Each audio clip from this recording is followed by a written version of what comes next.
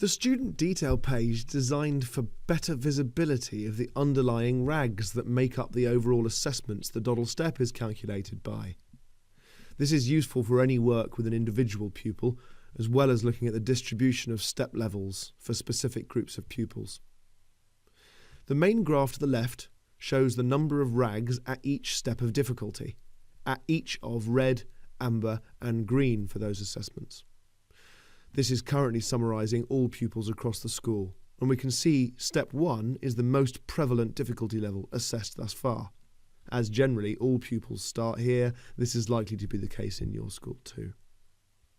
The table in the middle shows the specific statements that make up the RAGs in the chart. This is where we will identify next steps for pupils we are supporting or stretching with individualised work.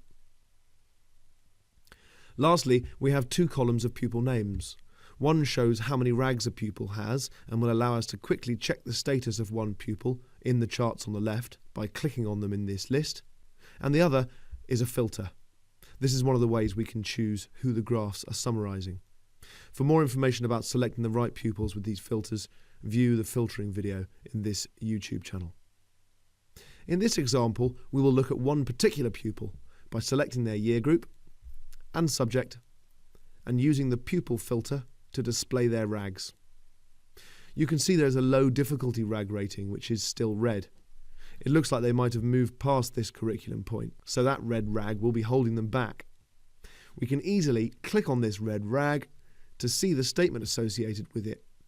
We can use the code at the beginning of this, if it's a Doddle statement, as it is in this case, to search for formative resources within Doddle so that we can assign them to a pupil with just a few clicks, help them to improve and go green.